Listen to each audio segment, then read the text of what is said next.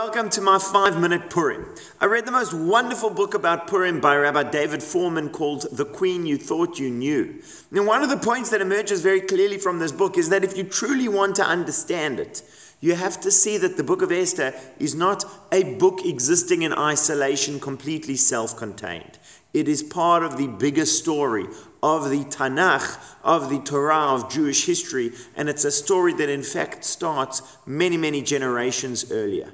And the one narrative thrust that he follows through from the book of Bereshit through to the story of Esther reflects on one of the most surprising things, which is the way that the book of Esther ends. After you have Haman is killed, the Jewish people are saved, they fight back against Amalek, there's jubilation, and then it says, and Mordechai, the Jew, this is how it ends, the very last verse, Mordechai, the Jew, was beloved to people, seeking out the good of his nation, Doresh Tov le'amo v'dover shalom l'chol zaro, seeking out the good of his people and speaking peaceably to everyone. Yeah, isn't that a nice thing? Mordechai is nice to everyone. That's literally how we end the Megillah, and we all, say, wonderful. Mordechai, he speaks nicely to people. That's the crux, the crescendo, the highest point, the conclusion of the Megillah is that Mordechai speaks nicely. What's going on?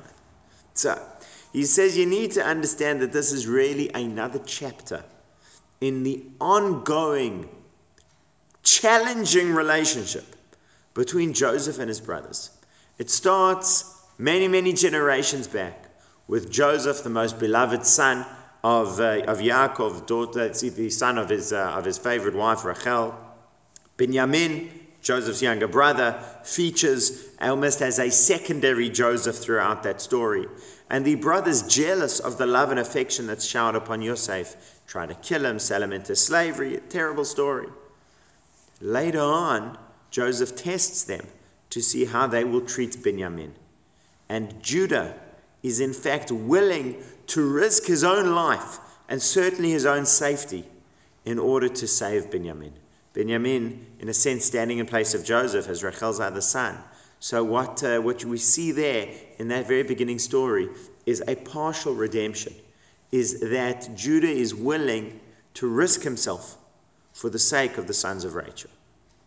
We take their ups and downs in that relationship. The Jewish kingdom splits. You have the Davidic monarchy from King David in the south in Yehuda. You have the sons of Joseph, Ephraim, leading the northern kingdom. And the troubles don't end. So there's a partial redemption, Bereshit, but it's not completely redeemed. What do you have in the book of Esther? So you have Mordechai and Esther, Yemini, people who descended from Binyamin. And they were safe. After Haman was executed, Esther and Mordechai were safe. They would have been granted refuge in the palace. But you know what they do? They go out to save all of the Yehudim. Esther goes back a second time to appeal to Achashverosh for help, again risking her life. Why? For Yehudah, for the Jewish people. We call the Jews, right? For Yehudah, for the people of Yehudah. It was not enough for them that Binyamin should be saved, but Binyamin was putting his life on the line to save Yehudah. Another one of those mirror reflections is, how does all the trouble with Joseph start? It says, V'lo yachalu dabro leshalom. The brothers cannot speak to him peaceably. When the problems begin, the relationship deteriorates to the extent that they can't speak nicely. From there, it gets worse and worse. They're selling one another. They're ready to kill one another. The kingdom splitting, all kinds of things.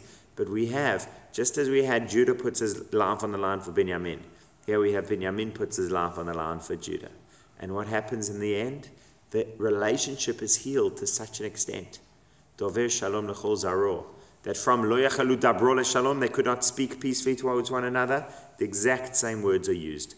Dover shalom l'chol zaro. Mordechai speaks peaceably to the entire nation. Everyone gets on. The circle is closed. And so that's just one example of the many dynamics, of the many narrative threads that run through the whole of Tanakh. You should always understand Tanakh is really one book. It's composed of 24 books, but it has this complexity to it, that the story that opens with tragedy in the book of Bereshit, we are now seeing in the book of Esther, closing with joy, with jubilation, and with peace. Purim Sameach.